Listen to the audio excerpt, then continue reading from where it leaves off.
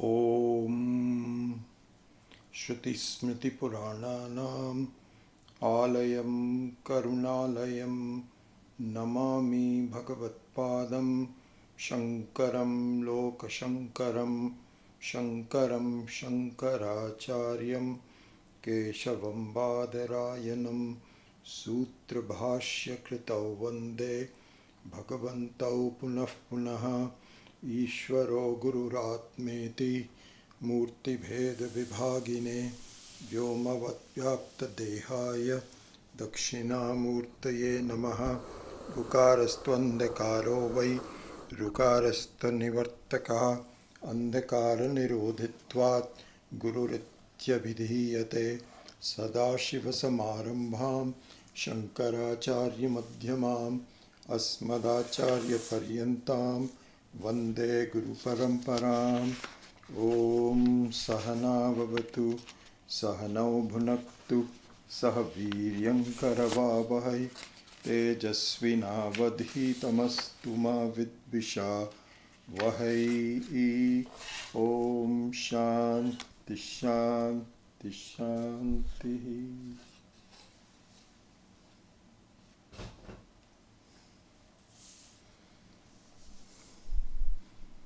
Yeah, audio cable is in.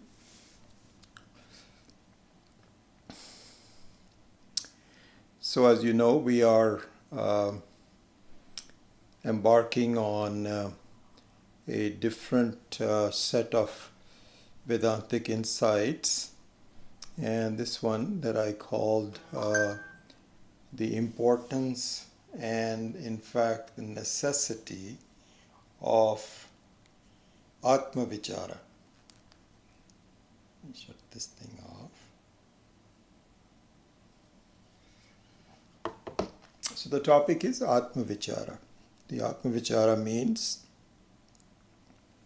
a deliberate inquiry, a very systematic search, clear inquiry for my real identity, not an assumed identity, because this is how the creation is set up, that you can actually have an assumed identity and go about your business based on the assumed identity. So for example, we gave that example last time, which is the adhyasa, tadatmya adhyasa, that suppose you become a Democrat, and so that's an assumed identity, and you can be a very passionate Democrat, and you can have you can even hold office and vote for it. You can ask other people to join, all those kinds of things, but it is not your real identity, because if the situation were to be different, you will abandon it, and so that's an assumed identity. Very similar to that is the case. This is what we have to really think about. This is where the inquiry has to be done. That our status as a living person in this life or any life is an assumed identity.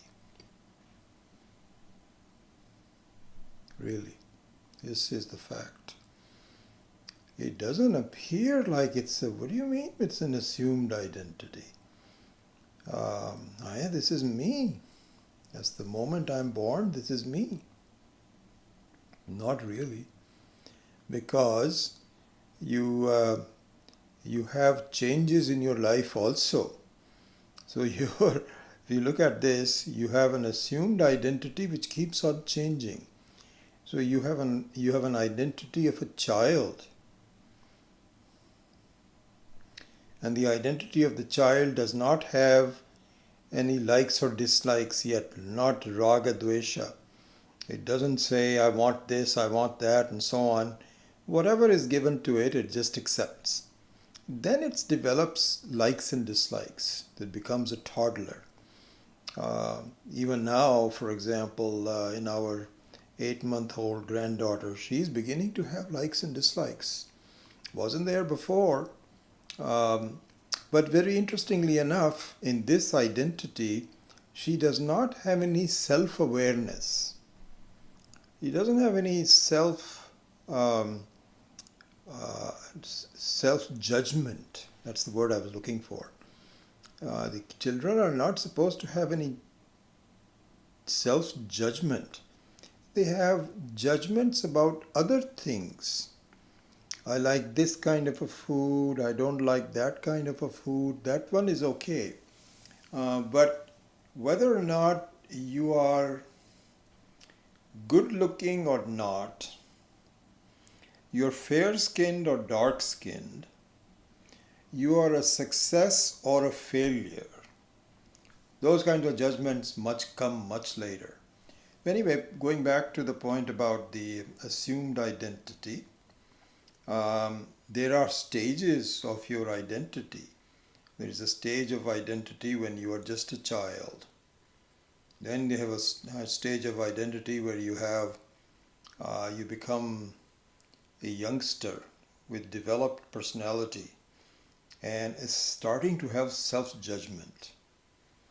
And this self-judgment becomes problematic around the teenage because you haven't developed an acceptable self-identity, but you have one and you're not sure about this identity. This is where a lot of the issues came up. I mean, if we can all go back to it, where we said, what kind of a person am I? What should I be?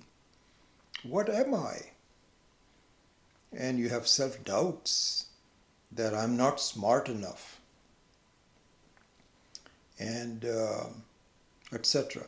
Anyway, so it is not true that you don't have a assumed identity as a person. It keeps on, you do have it. Ultimately, on a given day also, you have an identity, as we saw in the very advanced Mandukya Upanishad, where you really have 3 assumed identities and 1 real identity. And the 3 assumed identities are that of a waker, and then dreamer, and sleeper. And the lack of identity is the turiya, which powers all those 3 others, which itself does not change. So,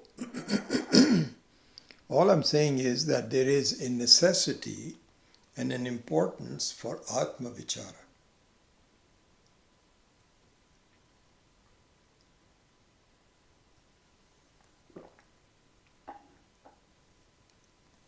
And Atma Vichara, to search for I wouldn't even say my real identity, my identity, not even identity, because identity means that you have, you identify with something, so it's an action. You're staging in some play. It's called the identity. But who are you? Who is this person who assumes all these identities and gives them up effortlessly? And life is like that. My thoughts go to a very dear friend of mine who has had some advanced cancer, and today we got the news that he is not going to survive. And so his daughters are preparing to really just, do the final support of him. And I'm going to go see him tomorrow. He's gone through a lot of radiation and all kinds of things, but it's not looking good. It's not going to make him.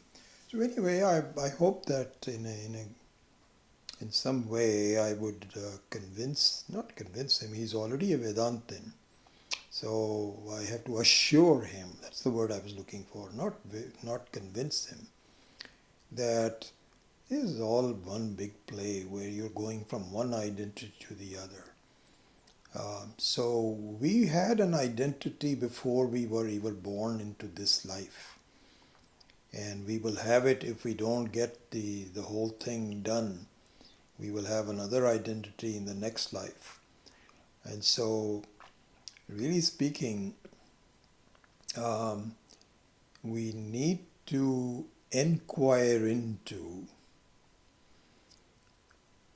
my Swarupa without an identity. This requires Atma Vichara. And Atma Vichara is not only important but necessary, essential. Without Atma Vichara, I don't become free. So as you know, we have basically 4 types of blessings that we need to have. Blessings in Sanskritam is called kripa or anugraha. So we need to have 4 different types of anugraha or kripa. So one is Ishvara kripa. The second one is Shastra kripa. The third one is Guru kripa. And the fourth one is Atma kripa. So let's look at this very briefly. So, Ishvara kripa, and these kinds of segmentations of kripa should not be seen as being theoretical and not understood and so on. No. Anytime you are attempting to do something which requires some level of difficulty and some level of challenge, you need all these kripa. I was just thinking about it this evening, that suppose you were to learn how to swim. Imagine all the kinds of kripas that you need. First of all, you need to be born in a place where bodies of water for swimming are available, either natural bodies or pools, swimming pools, man-made pools. So my personal feeling would be that more than half of the people around the world have no access to it. In many of the villages and so on, you can maybe have some small of a pond or something like this, but no fresh water where you can swim. In India, I think most of us have access, but I can imagine in Africa and Sahara and cold countries where that is not the case. Anyway, so the first one is that you should be born in a place where a water body is available to you. So this could be kind of like Ishvara Kripa. Then you need to be born in a family that can afford to have you just play in the water. Not always the case, because the young children in many cases have no freedom to enjoy. They are put to work right away, and there's no swimming or anything like that. So in that way you can say that there is a second level of kripa that is necessary to be born into a family where your parents and your society, your social structure can allow you to swim. Then you need, that's not absolutely necessary, but it helps a lot to have a swimming teacher, somebody who can tell you. Either has to be a professional teacher or could be just some older person who says, here's what you do. Because swimming is not easy and not natural. It has to be learned. So that can be more like a Guru Kripa. But having done all that, all of the three stages, which is Ishvara Kripa, Shastra Kripa and Guru Kripa, is really a setup for you to do it yourself, because you have to swim. When you jump in the water, then and in a deep water, the teacher cannot help you. They might give you some temporary things to hold on to, but you have to learn to swim. And this is the fact. I mean, if you look at the lessons of the Bhagavad Gita, as you know, we have talked about this many times, that Krishna was a great friend of Arjuna. And he could tell the advent of his desire to be completely free. And he could have said, Arjuna, you are so fortunate. This is what is called Athato Brahma Jigyasa. I'm very happy that you have a jigyasa for knowing Brahman. Let me help you. You just listen to me. You don't have to do anything. No. Listening is the first stage, yes, but you have to do it yourself. So this is what is called Atma Kripa. Atma Kripa here means, because the Atma is always there. The Atma is, you don't need the Kripa of the Atma. It is always there. And but you need a mind which is an educated mind. And this is what is called Atma Kripa. This is a very important topic, by the way. And I was thinking that I could spend a few minutes just looking at this aspect of it. So I happened to borrow a segment of the explanation by Swami Maheshananji from this section of it. So I'll apply it here. But it's a very important one, and for the life of me, I did not get a clear picture of this for a long time. But slowly thinking about it and learning it, especially from Swami Maheshananji, things have become very much clearer to me than now. So let me just give you this thing about what do you mean by Atma Kripa? Because, one can question.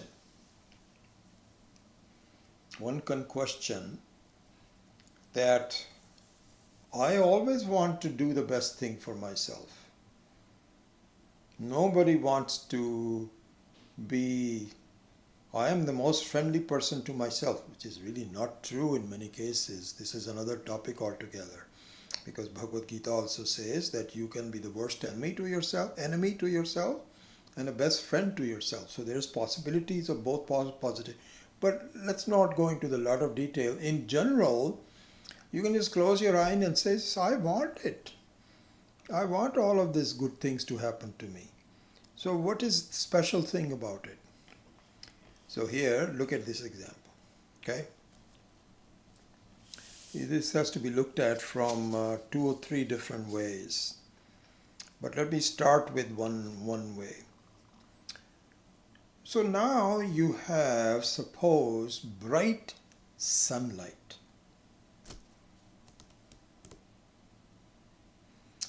And a bright sunlight which is falling on a piece of wood.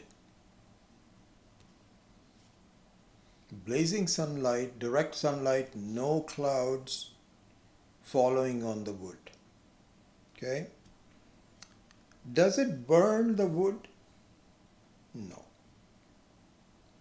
Fire burns the wood, but sunlight and the heat of the sun does not directly burn the wood. Okay? So this is exhibit number 1. Exhibit number 2 is a convex lens which is capable of concentrating the sun's rays into a single point. That's what a convex lens does. So that's exhibit number 2. Is the convex lens capable of burning the wood? Not by itself. Because supposing you take a convex lens at night time and you put it on, you try to focus it on the piece of wood or a piece of cloth, as Swami Maheshananji says, doesn't matter, either one of them, nothing will happen. But if you were to use both of them, the sunlight and falling on the convex lens, and the convex lens taking the sunlight and building into a cone, concentrated cone, and focusing on the wood burns. Recently we had a puja done in the Sanatana Dharma Kendra for my granddaughter's Annaprasana, which is the first time the child is given a solid food. This happened about 2 months ago. And so we took her to the temple. And there the priest, and this was in the morning, when he wanted to do a havan, so wonderful to see, he took the convex lens, had my son go outside and carry a bunch of wood, and he actually started the fire of the havan from the falling of the sunlight on the convex lens. And what he did that. And they came back once it was really enough. Then he put some samagri and then brought it in, and the havan got started that way. They say that if possible, a yajna should be done with natural fire, not with matches and so on and so forth. So anyway, so that's the thing. So that being the case, here's our situation. Let's see the applicability of this example to ourselves. Our consciousness, our Atma, the Sakshi, is always falling on the mind. And the mind has a conclusion which is a false conclusion. It's ignorance, self-ignorance. What is meant by self-ignorance? The mind has a conclusion that I am a highly limited being. This is a notion, not a casual notion, but a very problematic and enduring notion that I am just a small, limited being. I'm a samsari, in other words. This is the conclusion of the mind. Okay? And my Atma, which is equivalent to the sunlight, is simply making this conclusion lighted. it's falling on this conclusion. And the conclusion is ignorance, self-ignorance. So the self-ignorance is like a piece of wood in this example. So see this clearly. So in normal circumstance, the Atma is illuminating self-ignorance. So the mind has what is called a vritti. Vritti means a form of a thought. And here are many different thoughts, all consistently saying, all based on, all derivative of, I am a very limited being. That part I don't have any doubts about it.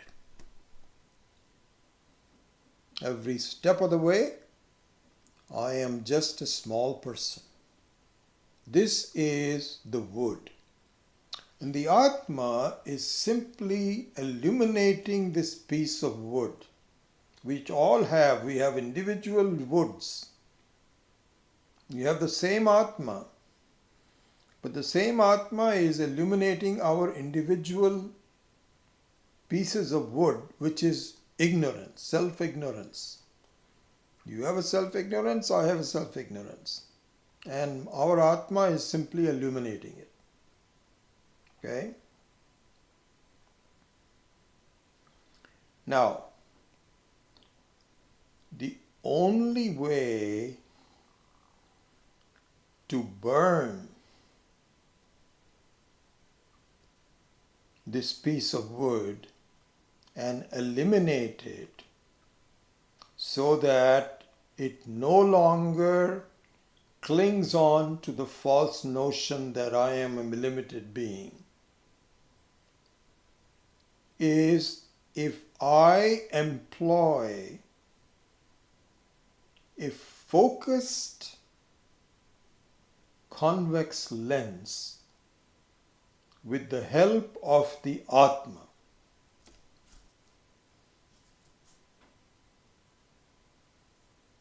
Okay? Atma by itself cannot burn the wood. And interestingly enough here, our focused vichara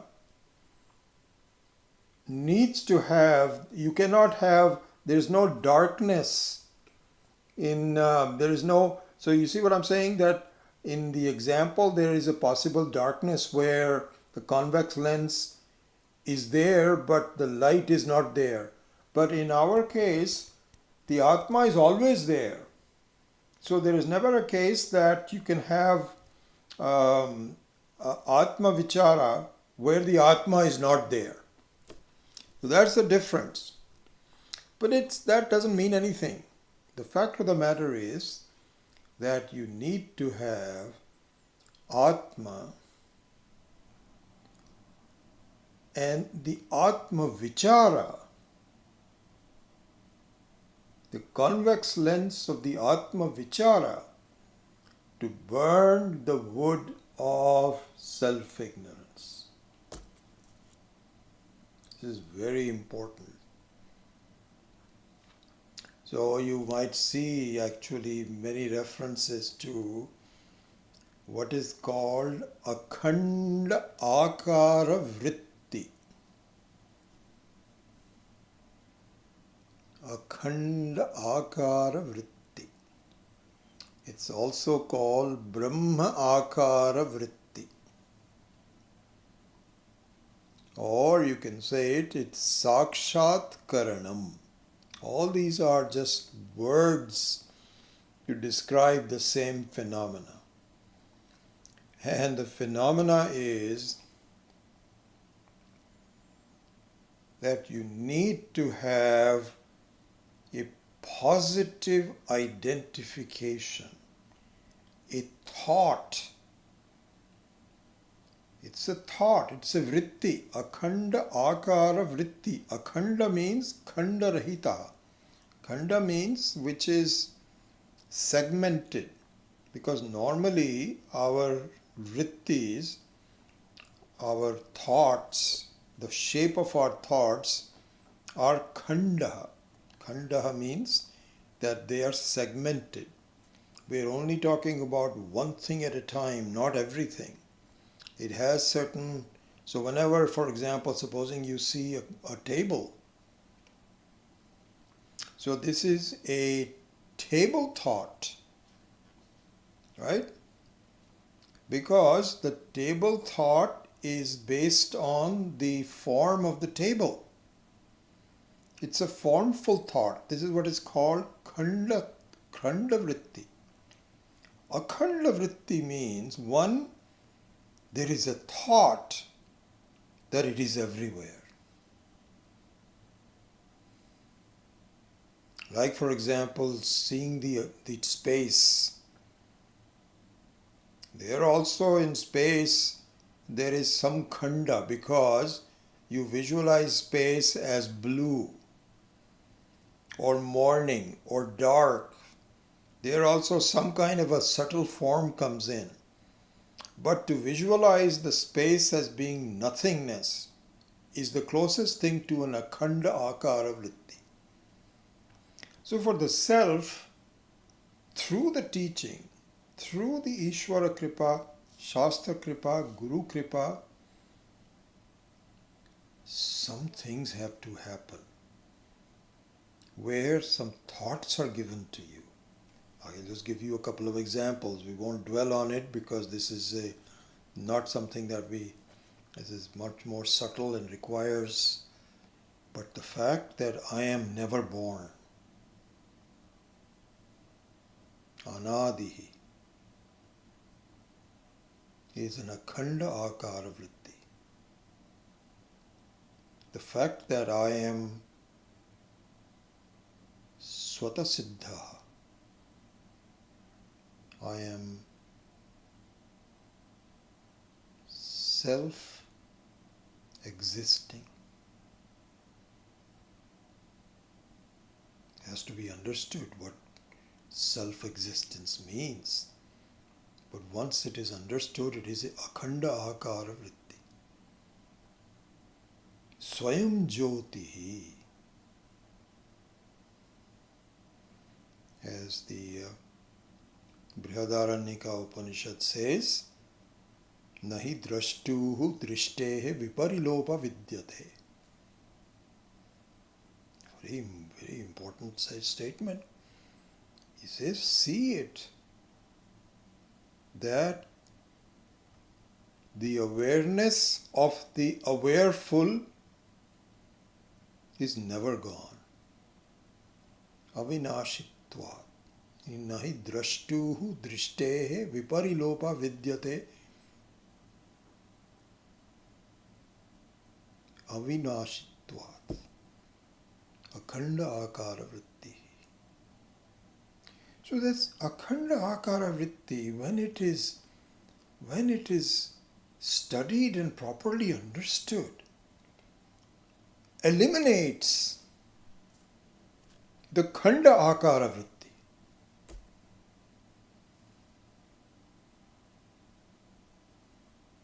Here Swami Maheshanji gives another very beautiful example. This one is enough, really speaking, but I just mention it. So he says, if you look at this, all foods have a poisonous content. Visham. Visham means poison. In fact, everything in the world has a negative and a positive.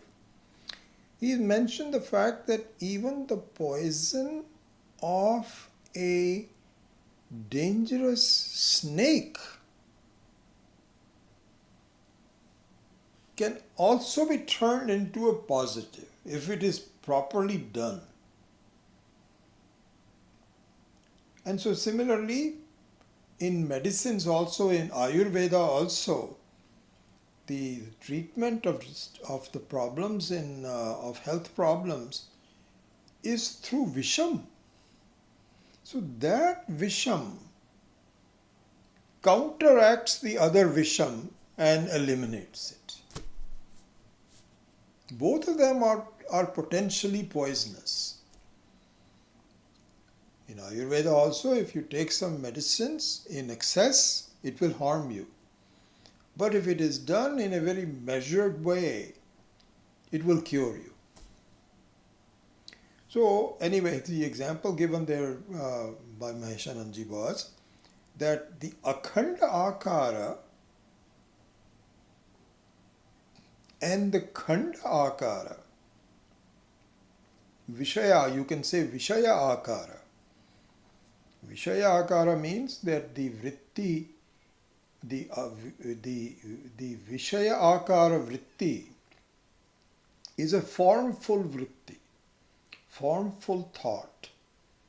And the Akhanda Akara vritti is also a vritti, but it is a formless thought. But both being vrittis can cancel each other. Both the vrittis, they are necessary for both the vrittis before they cancel each other. So you see, that's the thing.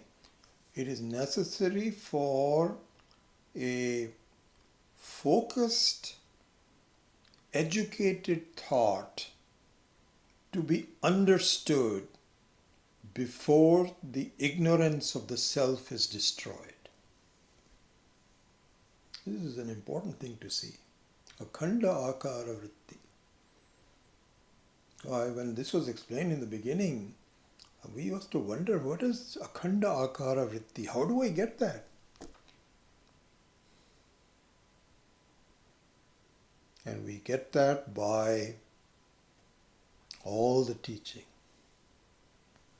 He has to go on through that. And then that Akhanda Akara Vritti is what is Atma. This is what it is called, Atma Kripa. You see that? That's why, just to close the loop on it. That is the Atma Kripa.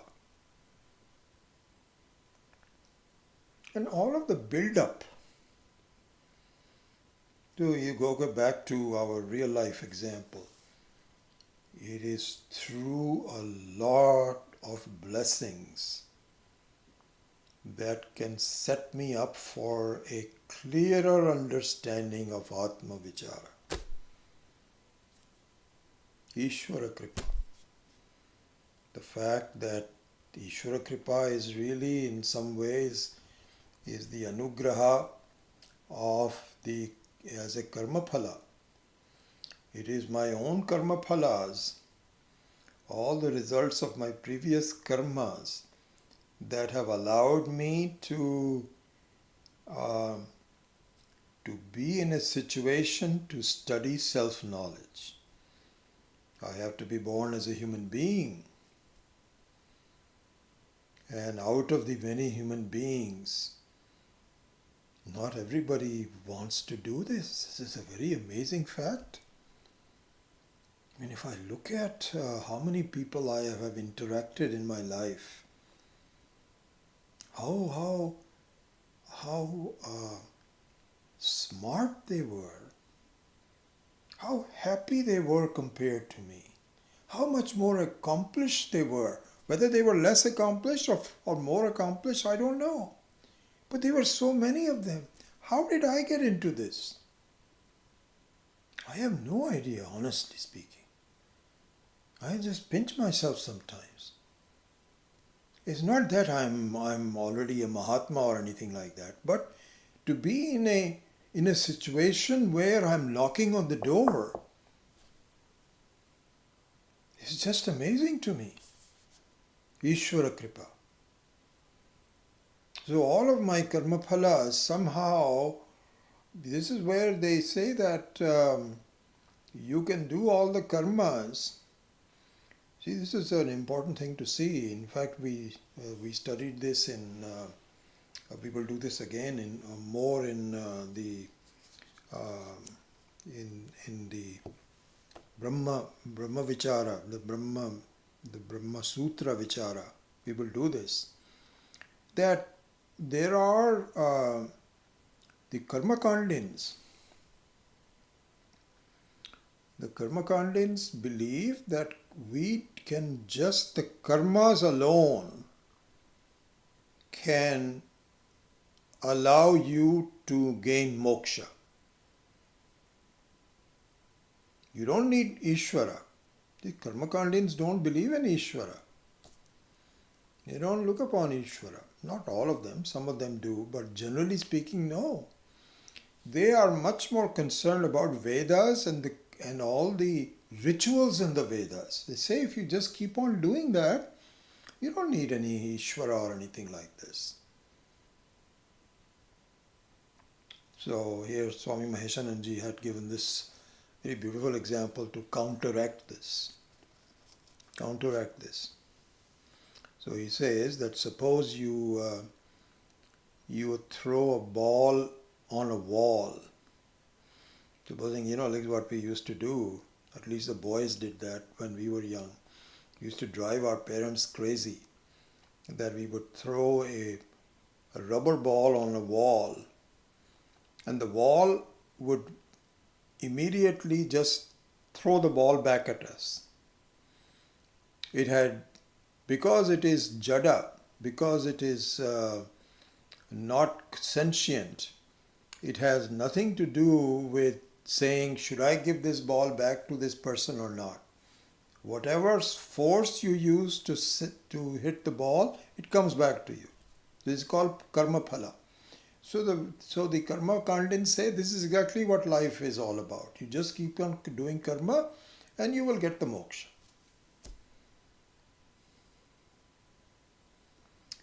Swami Maheshananji says, look, let me give you an example.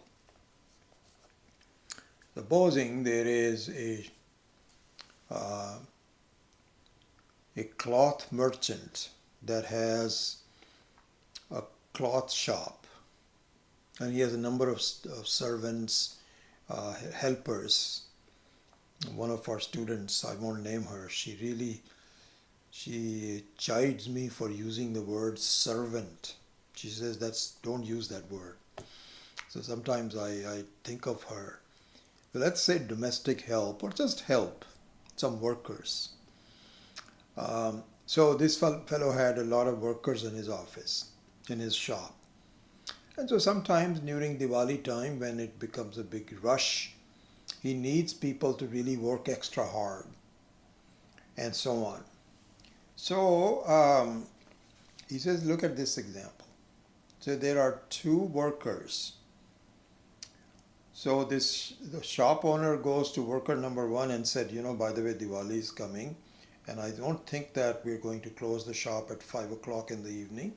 We may have to keep it open until 9 o'clock, and I will pay you something extra, but please extend your work until 9 o'clock. He tells both the people. First worker says, sir, I cannot work anything more than 5 o'clock. Yeah, this is what my contract with you is, and I will just work until 5 o'clock, and then I have to go home because I have to help out with my wife and so on. I cannot spend any more time. So he says, okay. The second one says, sir, I don't care. You are my annadata. You are feeding me and my family. You have been very good to me. Whatever you need, you tell me and I will be here. So both of them do that. So now, and this happens quite often. This is not the only time. So both of them get a fixed salary at the end of the month. And let's say about the same for both of them. Then comes the Diwali bonus. Who do you think will get more of a Diwali bonus? Chances are, in fact, it's very possible that the Diwali bonus may not come until for 6 more months. But this worker who has dedicated himself to the shop owner and says, whatever, sir, whatever you want to do, is not worried. He says he'll pay me. He's always had a good relationship with me. So if he doesn't get a bonus for another 6 months, so be it. It's okay. But he will get it. So therefore, it means that karma phala is not like a wall. It is in fact like a business owner who is Chaitana, who has to see all of your karmas and give you the karmas karma phala at the right time. Sometimes I feel that, how did I get chosen to be in this? Really speaking, all of us are given an opportunity. The Ishvara is lurking behind a screen all the time. But if I have something that I need to pat my back on, that once I understood the beauty of this knowledge, I was not going to let go of it. No way. I finagled my way to it. I exaggerated, lied, whatever it is. I said, I've got to do this. So some credit comes to me. But really speaking, I think my karma phala is in some way the Ishvara. So this is what is called Ishvara Anugraha. So that's the point I wanted to make. So Ishvara Kripa means you keep on doing things, but don't. So karmani eva adhikaraste na phaleshu kadachana, as Sri Krishna says in the Bhagavad Gita. So it says that when you keep on doing it, and we have complete shraddha that I will never miss the chance to reward you when you are deserving. It'll happen. Don't keep on asking. I've been doing this for so long. Well, you have to really look at different aspects of this. Keep on doing it. It will happen. So anyway, so therefore, the convex lens, to complete this whole analogy, is the Atma Vichara.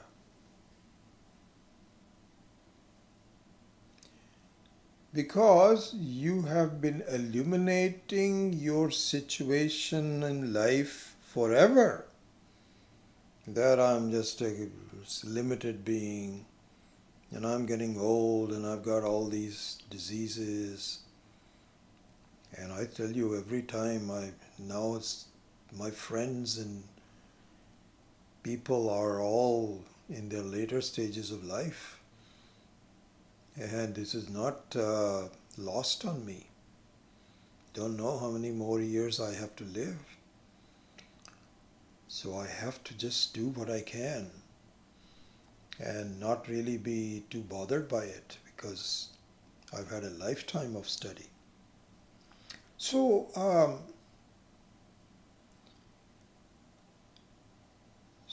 the lens of the Atma Vichara is necessary. Without that, all of the other kripas, Ishvara Kripa, Shastra Kripa, Guru Kripa, will not be effective. You have to do the vichara. And it's not just me saying it. The entire Shastra is saying it.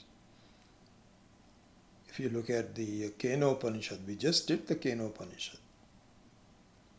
Yad vacha anabhyutitam yena vak abhyudyate tadeva brahmatvam viddhi na idam yadidum upasate.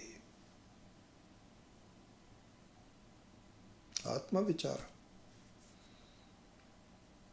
He says, don't just do upasana, upasana, upasana without doing vichara.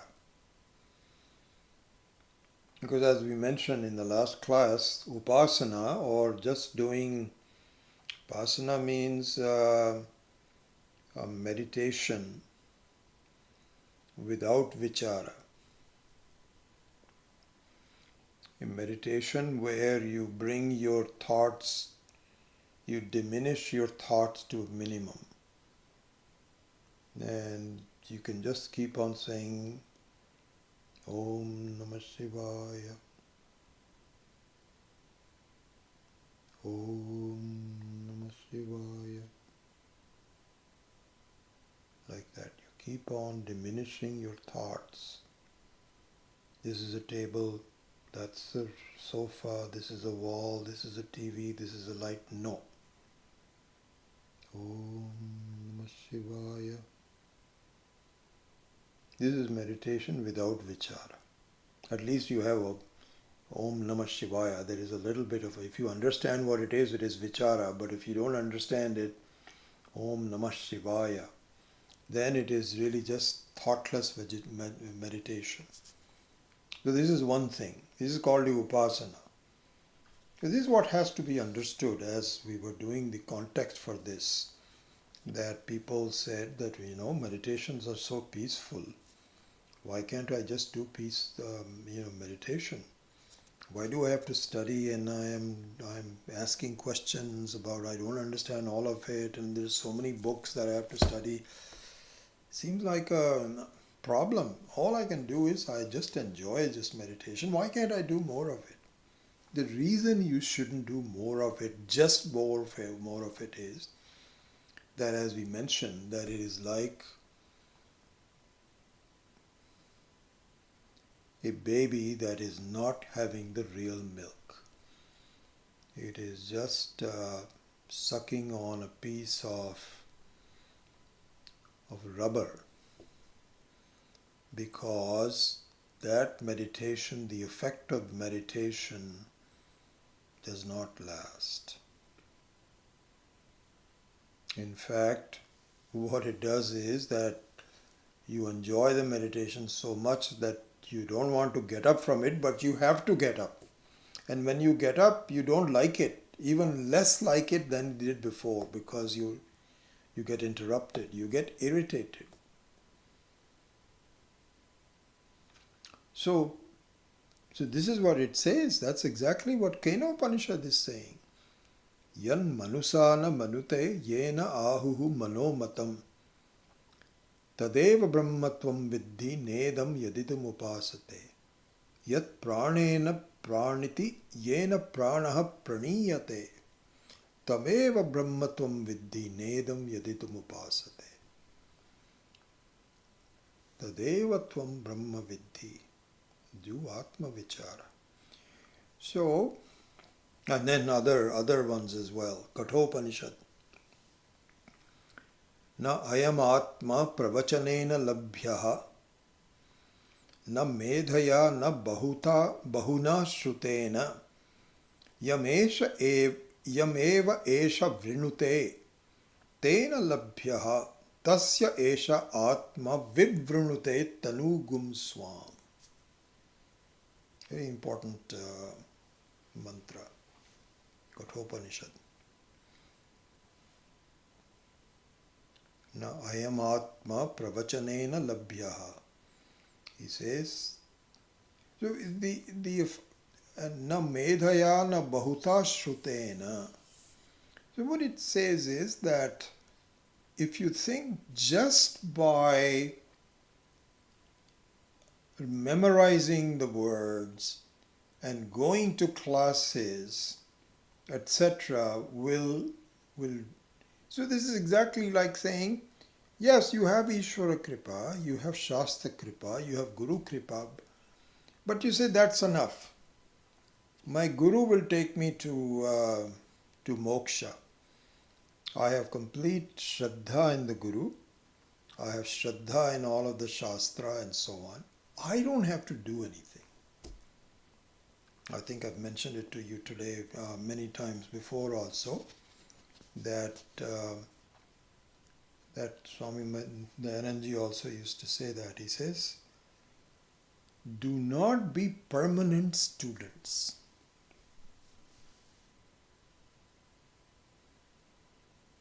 Permanent students mean that you enjoy attending classes. And you feel, yeah, I think this can continue. I can just keep on doing this. This is wonderful. No. There should come a point, and this is why I think one of the things I request people is that please start teaching yourself.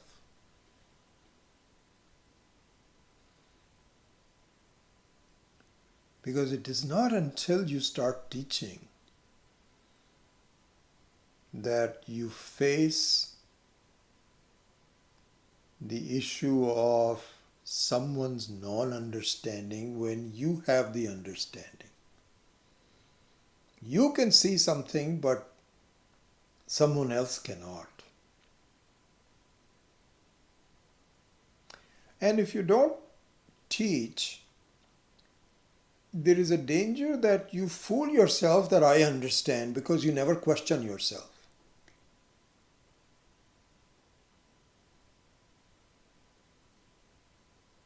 In any case, even while you are studying,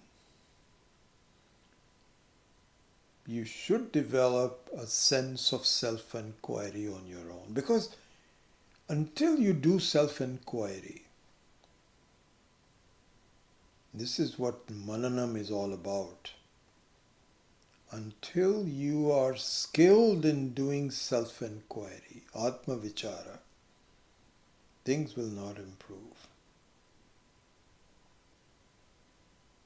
So that's the, and then that's the conclusion. So here, this is where also an understanding of the word nididhyasanam versus simple samadhi, simple dhyanam. Nididhyasanam and dhyanam needs to be understood, these two. So, in simple terms, a samadhi and a dhyanam can be done by eliminating all thoughts.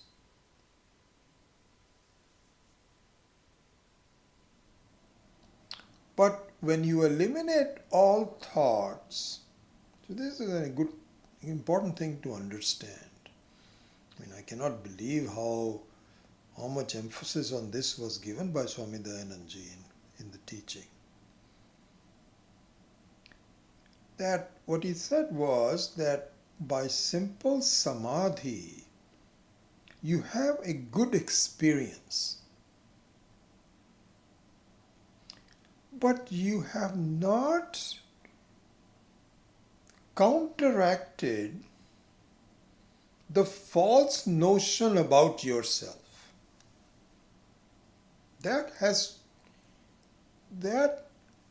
Another way to look at this, really interesting, that this self-ignorance is like a weed. Like a weed. An ugly weed. A poisonous weed, actually. It can be looked upon as kind of like a dark cloud that is illuminated by the sun, or a weed growing in your mind's garden. Another way to look at it. And what happens is that the process of meditation, process of sadhana, so it's not sadhana, but a process of upasana, a prayerful samadhi, dhyanam, through all the Patanjali steps and so on, is an attempt to cut the weed. And you no longer look at it. So for example, this is a very common thing that when you start meditating, all kinds of funny thoughts come to you that were not there when you were not meditating. And you'll say, well, why? You tell your mind, you have to bring that up at this point when I'm trying to meditate. And you know what your mind's answer is? Yes, because that's the only time you're paying attention to me. Otherwise, you're so busy that whenever I try to complain, you ignore me. But here I found you were available to talk to. So of course. So this is like a weed, a troublesome thought. Why did that person think about me? Why didn't I do that? All kinds of troublesome thoughts. And so in the meditation, you eliminate those troublesome thoughts. It's like you cut the weeds. And your garden is now nice and clean. Like there's no weeds there at all. Is what happens in a way. But here's the problem. The cutting of the weed doesn't mean that it will not regrow. Because you have not uprooted the weed, you have simply cut it. The roots are within you and they will continue to be within you until you do akhanda akara vritti. You have to pull the roots out so that it never grows again. And if it does, it doesn't matter. It is no longer a troublesome weed, it is just another, that analogy breaks down. So let's just say that the weed never comes back. So that's the situation that we have to see. So going back to it, what I was saying was that there is a difference between nididhyasanam and dhyanam. And what is the difference? In the case of dhyanam, you eliminate thoughts and you feel good about it. In nididhyasanam, you bring out thoughts and examine them and see that the thoughts are not troublesome to you because they are a reflection of you. That's not the real you. So this is where all the study of the Kena Upanishad becomes. Then pratibodha viditam matam. You see that all thoughts are nothing but all thoughts are possible only because your consciousness, which is unchanging, is lighting them up at every minute. And so the thoughts are your own reflection at a lower level of reality than what you are at. When that is understood, this is what is called akhanda akara vritti. Then your meditation is not temporary. It is not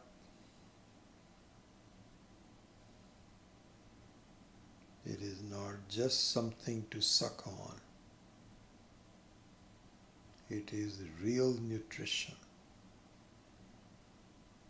Because your beingness is without any change.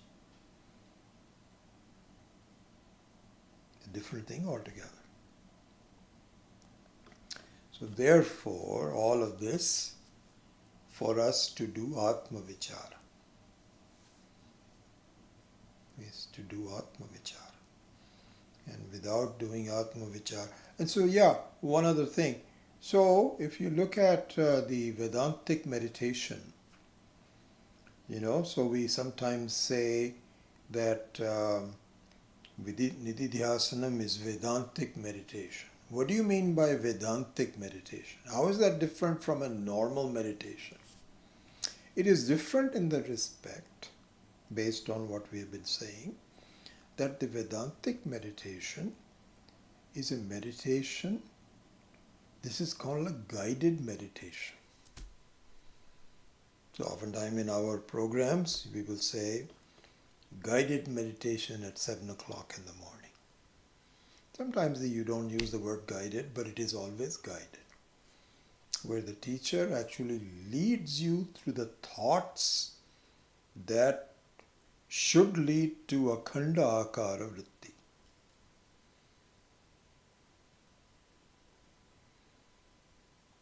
And those thoughts, you want those thoughts, you don't want to eliminate them. But those thoughts are such that they destroy the ignorant thought. So this is where the examples of the Visham comes in. So in Ayurveda, you actually take a mild form of poison which destroys another form of poison and eliminates it. I remember seeing a program on television, public television. It's like, gosh, at least a couple of decades ago. But it was a remarkable program. The program was that they found an Ayurvedic doctor somewhere deep in the south, I think in Kerala, because Kerala is very famous for Ayurvedic traditions. So this gentleman was in his 90s. And he specialized in treating cancer, various forms of cancer. And this program, which is a very great program for 2 hours, very intimately talking about how this is done. So the setup is that this doctor gets up in the morning and sits in his chair, and he's got a couple of helpers.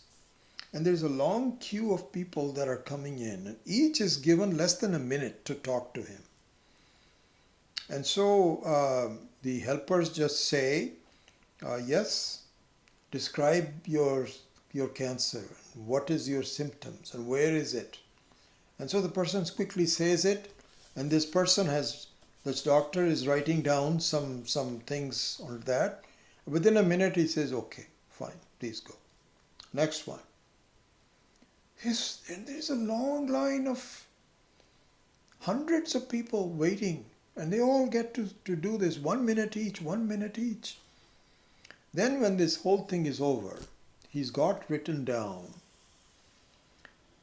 which bark of the tree we have to extract to give the medicine to this person.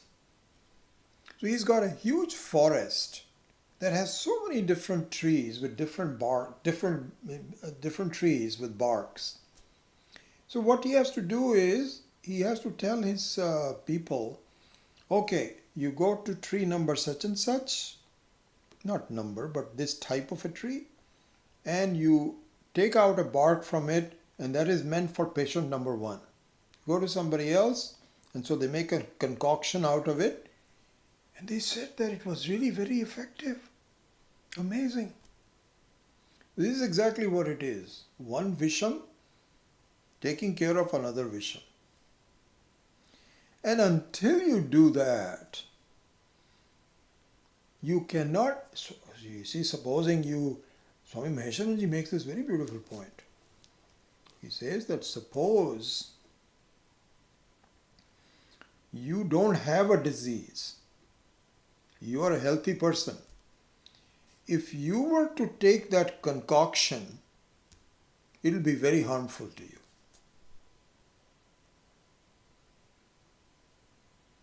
Or if you have a disease for which the wrong concoction is given to you, harmful. It won't affect. But if you have a direct counteracting nature of the two Vishams, two kind of poisons, it's beautiful. Here we have it. So Atma Vichara is directly responsible for eliminating Atma Avichara.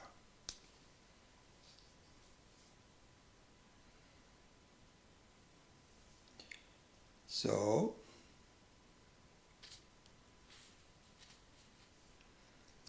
what we started doing last week, which we did a portion of that. We spent so much time in building and rebuilding all of this, which is okay. I wanted to do this, that we won't make a lot of progress on what is called, if you remember, Tadatmya Adhyasa. Tadatmya Adhyasa means my identification, a wrong identification with something. And so here, if you want to do this as a homework, that might be good to do. Please get hold of Drikdrishya Viveka. I think many of them already have it. Many of you already have it. If you don't, please write to me or go to the website there. I think we had a text for Drikdrishya Viveka, or just go to just Google it. Study verses number 8 and 9. Drikdrishya Viveka. And there I think that this also occurs in some.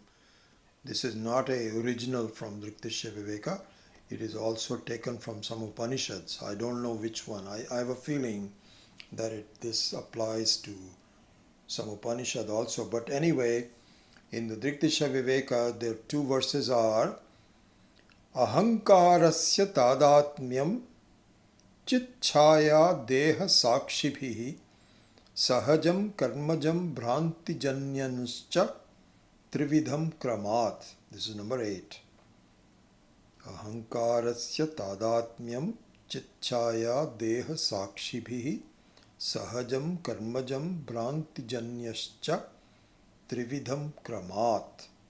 Number 9 is sambandhino sato nasti nivrittihi sahajasya tu karmakshayat prabodhat cha nivartete kramatubhe. Again, one more time. Sambandhino sato nasti nivrittihi sahajasya tu karmakshayat prabodhat cha nivartete kramatubhe. So we will go over these verses. We've already started doing that again on the on Sahajam, but this time we will take a more complete examination of this type of tadatmyam, an identification, a wrong identification, and see how that forms Atma Vichara. So if you could kindly, as a homework, please go over these two verses and look at the English translation of it. And if you have any commentary on it, including Swami Viditatmananda's book's commentary, please read it before coming to the class, because it will be easier for us to discuss it, the same points in the next class. So with that, I will close this class and we will continue next week. So let me say a small prayer. Om Asato Ma Satgamaya Tamaso Ma Jyotirgamaya Mrityor Ma Amritam Gamaya. Om Purnamadav Purnamidam Purnat Purnamudachyate Purnasya Purnamadaya Purnamevavashishyate. Om Shanti Shanti Shanti.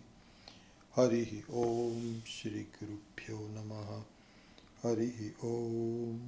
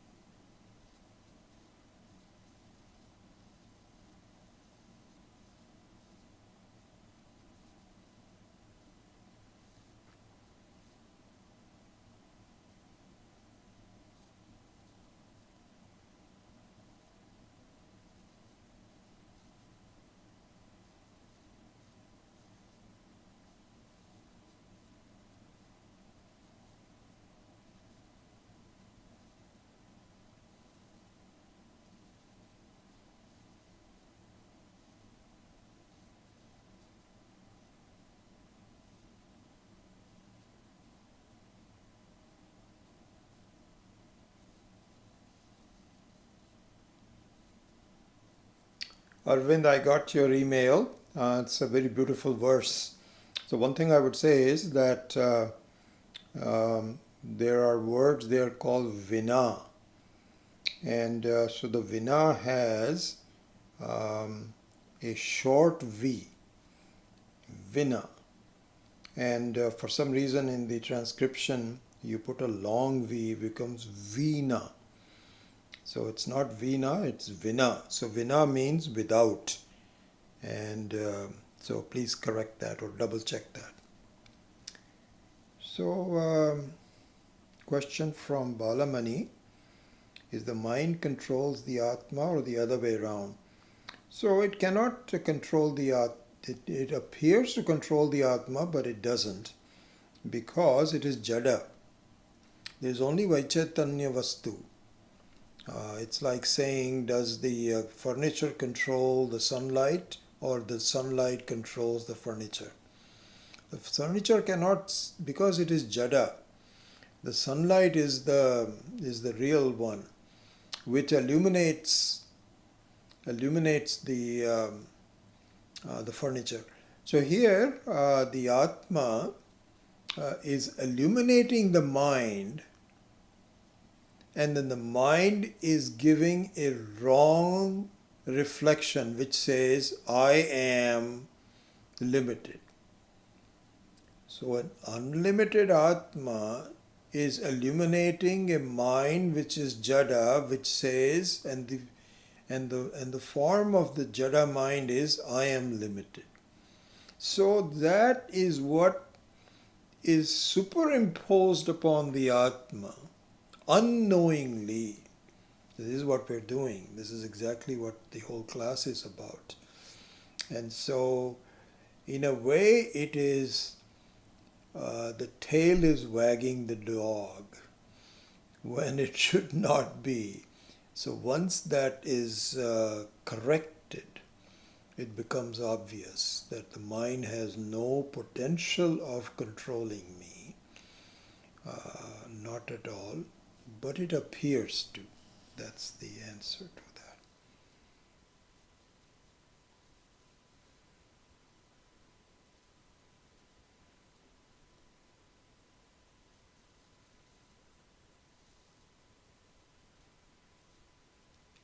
Sulekha Chaudhary, it's good to see your name. Please write to me and seeing how you're doing. I haven't talked to you for a while. That'd be good. And just send anyone, please just send some news about yourself or some report. I would love to hear back from you. So thank you so much.